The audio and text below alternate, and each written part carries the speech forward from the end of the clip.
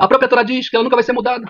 A própria Torá diz que mesmo se for um profeta, mesmo se ele for um profeta, mesmo que tenha milagres, ele mudar uma vírgula da Torá, um fator da Torá, qualquer lei da Torá, ele é um falso profeta, não pode ouvir nada que ele fala, ele está mentindo. Hoje nós estaremos falando sobre a verdadeira idolatria e feitiçaria, aonde ela se encontra. O vídeo de hoje nós estaremos fazendo uma abordagem um pouco complicada, dado que nós estaremos tratando sobre o conceito de idolatria e feitiçaria e como que as escrituras referenciam isso, como que a tradição judaica trata desse assunto. Será que quando nós falamos, por exemplo, do cristianismo, nós podemos tratar um cristão evangélico, um judeu messiânico e um judeu netzarim como idólatra, como os ortodoxos e alguns ortodoxos, rabinos ortodoxos têm tratado a nível de comparação com a idolatria que era tratada nos tempos passados? Pois bem, os messiânicos e nazarenos e o próprio povo cristão têm sido chamados de idólatras por rabinos ortodoxos abertamente nas redes sociais. Falam de Yeshua, do Novo Testamento, atacando os escritos que trazem relatos sobre Yeshua HaMashiach, assim também colocando em dúvida a sua credibilidade documental. Ou seja, quando falam do Novo Testamento, trazem relatos como se o material tivesse adulterações, deturpações, em contrapartida, contrapondo isso com a Torá, que nunca foi alterada. Outro ponto, a própria Torá diz que ela nunca vai ser mudada. Esquecendo eles de documentos importantes que mostram alterações da Torá, assim como de toda a Bíblia hebraica, feita pela grande corte judaica, o chamado Sanedrim Gedolá. Hoje, então, nós estaremos abordando um pouco desse conceito e, para isso, nós precisaremos estar citando algumas fontes judaicas para tratar desses temas que são de fundamental importância. Mas, falando de idolatria, quando nós olhamos para a Bíblia hebraica, nós vemos algumas passagens que são enigmáticas e são estarrecedoras.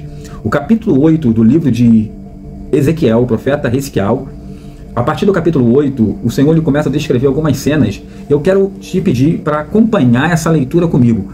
O que o Criador ele estará revelando sobre aspectos de idolatria que acontecia dentro do templo, praticado por judeus daquela época e que, de certa forma, vai ser registrado também nas páginas do Talmud. Eu estarei fazendo algumas leituras aqui e peço que você me acompanhe atentamente sobre isso para que no final você tire as suas conclusões. A minha intenção não é criar nenhum tipo de problema, mas nós devemos, antes de tacar pedra no telhado dos outros, nós devemos compreender que também o nosso telhado é de vidro. O capítulo 8 do profeta Ezequiel vai dizer assim: Sucedeu, pois, no 6º ano, no 6º mês, no 5º dia do mês, estando eu assentado na minha casa, e os anciões de Judá assentados diante de mim, que ali a mão do Senhor Deus caiu sobre mim. E eu olhei, e eis uma semelhança com um aspecto de fogo, desde os aspectos dos seus lombos, e daí para baixo era fogo, e dos seus lombos e daí para cima com um aspecto de um resplendor como a cor de ambá.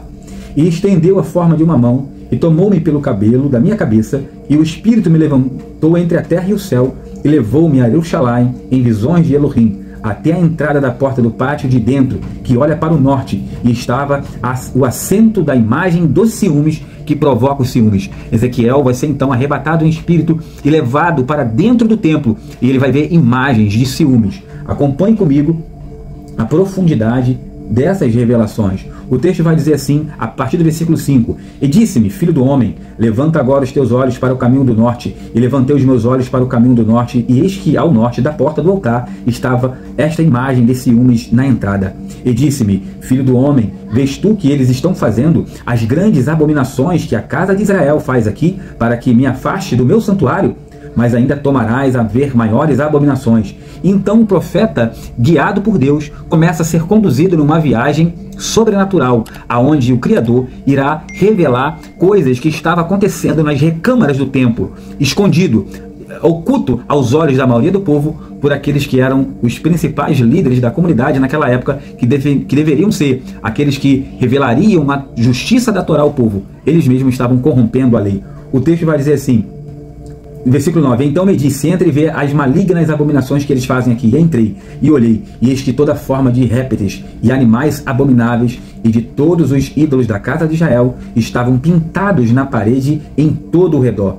E estava em pé diante deles 70 homens dos anciões da casa de Israel, os maiorais, e Jaazanias, filho de Safã, em pé no meio deles, e cada um tinha na mão o seu incensário, e subia uma espessa nuvem de incenso. Então disse-me: viste, filho do homem, o que os anciões da casa de Israel fazem nas trevas? Cada um nas suas câmaras pintadas de imagem, pois dizem: o Senhor não nos vê, o Senhor abandonou a terra. E disse-me: ainda tornarás a ver maiores abominações que estes fazem.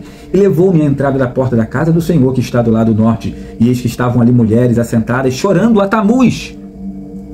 Adoração a Tamuz dentro do templo.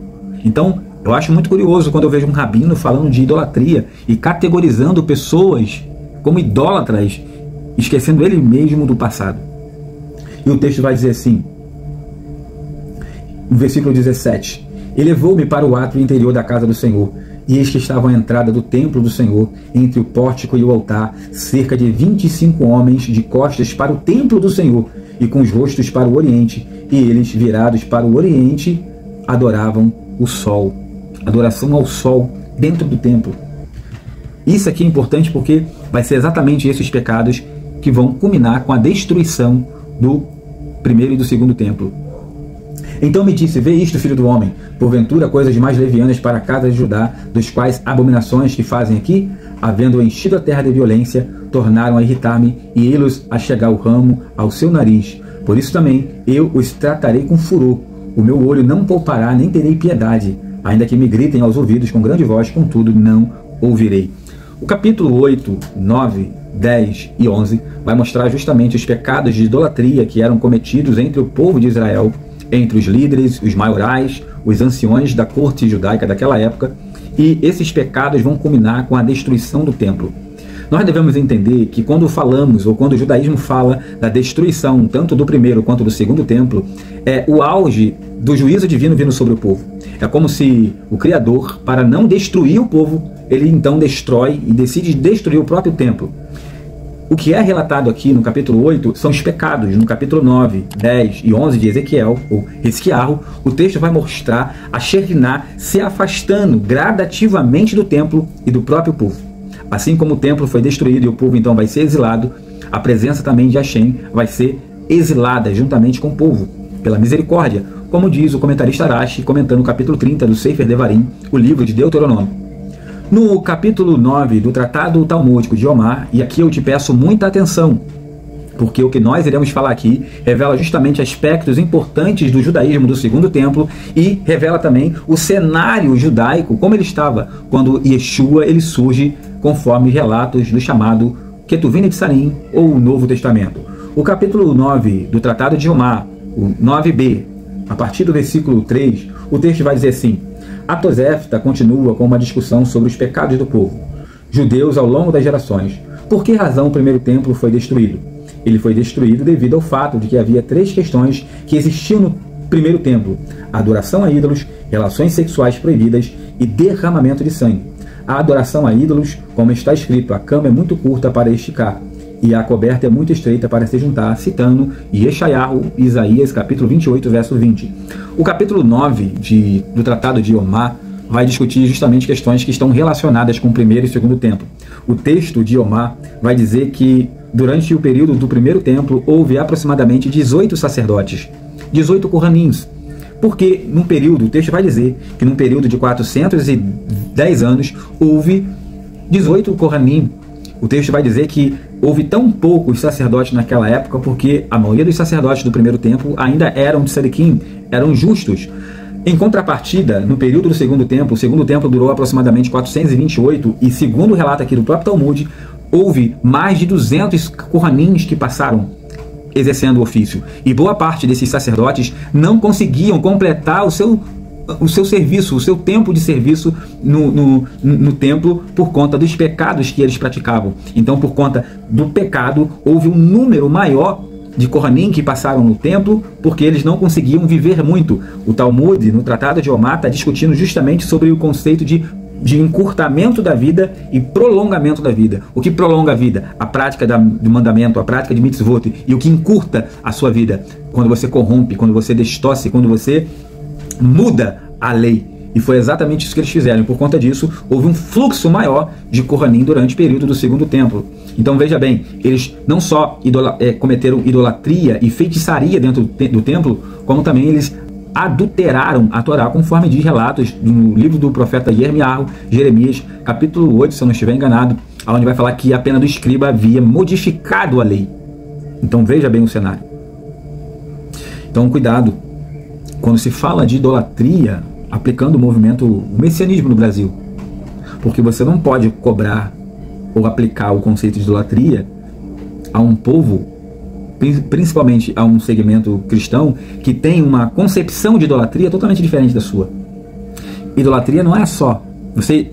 Muitos ortodoxos chamam os cristãos de idólatras porque eles têm uma concepção acerca da divindade voltada para a mentalidade trinitariana, Pai, Filho e Espírito Santo. No entanto, o conceito de trindade, a revelação relacionada com a trindade, Pai, Filho e Espírito Santo, são conceitos que aparecem dentro de obras místicas no judaísmo. A leitura que o cristianismo e alguns segmentos fazem desses conceitos é que muda. O cristianismo faz uma leitura cristianizada disso, porque tendo em vista o ambiente e a forma cultural como esse conhecimento chegou até eles. Mas isso não quer dizer que essas concepções, essas revelações e manifestações do Criador, elas não podem ser encontradas dentro de obras judaicas. Então, por isso você chama um cristão de idólatra, pessoas que às vezes não têm nem tempo para se dedicar ao estudo. É claro que existe corrupção, existe em todo lugar, inclusive no judaísmo, como nós estamos lendo aqui. O Tratado de Yomá, então, vai mostrar sobre isso, sobre esse conceito de encurtamento. No período do Segundo Templo, houve mais de 200 Kohanim que passaram pelo templo por causa da corrupção que eles praticaram. O Tratado de Sanedrim, capítulo 17, inclusive, vai dizer que muitos sacerdotes imorais, de reputação duvidosa, pagavam para entrar ou para ser levado ao ofício sacerdotal. Isso é interessante porque o próprio Talmud vai relatar isso. Isso coincide perfeitamente com que o historiador Eusébio de Cesareia vai dizer que na época de Machia e Yeshua, os sacerdotes que estavam exercendo a Kehuná, o ofício sacerdotal, eles eram indicações de Roma. Não eram pessoas que vinham da ordem levítica, que eram realmente habilitadas para estar exercendo aquela função espiritual, mas eram indicações de Roma. Isso justifica o fato de que Yohanan Mikve João Batista, ele estava no deserto pregando, filho de sacerdote. Tinha direito de estar no templo, mas ele estava totalmente fora e longe da capital. Enquanto aqueles que estavam se corrompendo, estavam dominando o Sanedrim, estavam praticamente politizando aquilo que deveria ser espiritualizado. Então, nós lemos aqui a causa, os 3 pecados que levaram à causa do primeiro templo. Mas, quais foram os pecados que motivaram a destruição do segundo templo? Ainda no Tratado de Yomá, capítulo 9b, o verso 8, o texto vai dizer: no entanto, considerando que as pessoas durante o período do segundo templo estavam envolvidas no estudo da Torá, observância de mitzvot e atos de bondade, ou seja, no período do segundo templo, praticava mandamento, observância de mitzvot e atos de bondade, gemilut hassadim. O texto vai dizer, e que não realizavam os atos pecaminosos que eram realizados no primeiro templo, porque o segundo templo foi destruído. Ele foi destruído, aí ele vai te perguntar, por que o primeiro templo foi destruído? Ele foi destruído devido ao fato de que havia ódio desenfreado, e que não realizavam os atos pecaminosos que eram realizados no primeiro templo. Por que o segundo templo foi destruído? Ele foi destruído devido ao fato de que havia ódio desenfreado durante aquele período. Isso vem para lhe ensinar que o pecado de ódio desenfreado é equivalente às 3 transgressões severas: adoração a ídolos, relações sexuais proibidas e derramamento de sangue. Ou seja, os pecados, ou o pecado de ódio desenfreado que aconteceu no segundo templo, é justamente o cenário onde Yeshua aparece, é justamente o pecado que é equivalente à adoração a ídolos, relações sexuais ilícitas e assassinato. E o que levou Yeshua a ser julgado injustamente, a ser condenado na véspera de Pêssah, quando a própria lei judaica proibia um julgamento em véspera de Páscoa, de Pêssah, de Shabat, durante períodos de Yom Tov, julgamento de pena capital. O que levou a corte judaica daquela época a entregar um judeu para ser julgado por uma corte gentílica, quando a lei judaica proibia esse tipo de coisa, senão ódio desenfreado? O que levou a lei judaica naquela época não só entregar um judeu para ser julgado por uma corte gentílica, mas também a ser julgado na véspera de Shabat, senão ódio desenfreado?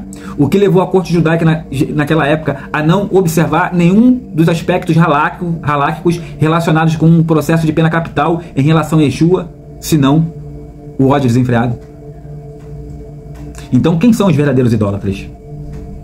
Aquelas pessoas simples que não fizeram uma yeshiva, não sabem falar hebraico, porque muitos se orgulham disso na internet, muitos ortodoxos se orgulham disso, de que falam hebraico, é obrigação de vocês falarem hebraico. Afinal de contas, vocês são os detentores da língua. Nós temos que nos esforçar muito mais para aprender. Mas daí você chamar, daí você quem? Os rabinos ortodoxos. Eu posso dar alguns nomes aqui. São vários rabinos que têm se dirigido ao messianismo brasileiro como idólatras, como praticando idolatria. Não que não haja, mas quem são vocês para dizer que quem é idólatra e quem não é, se vocês mesmos praticam até hoje idolatria? Mentem, mudam a palavra, mudaram a própria Torá. Ou vocês duvidam disso? O que dizer sobre o tratado de Orlá Veorlá, sobre os Tikunei Soferim, que mostram as alterações de textos por justificativas que vocês mesmos criaram e inventaram? Então eu espero que esse material ele sirva para mostrar e determinar que o posicionamento de vocês em relação ao messianismo tem que ser totalmente diferente do que vem sendo agora. Cuidado ao chamar pessoas simples, cuidado ao categorizar todo um segmento como idólatra, porque existe muita gente que categoriza judeus como idólatra, e vocês sabem muito bem o que é sofrer esse tipo de preconceito, quando na verdade não são todos que são idólatras. Mas nós sabemos que existe dentro da comunidade cabalistas que mexem com satanismo, que mexem com rituais satânicos. E então, por conta disso, é certo chamar todos os judeus e classificar todos os judeus como idólatras e satânicos, sendo que existe um grupo que faz isso? Então nem todo messiânico, nazareno ou cristão está dentro desse rol que vocês têm categorizado aqui no nosso país, aqui no Brasil. Então cuidado com a forma como vocês se dirigem, porque, como já foi dito, o telhado de vocês também é de vidro.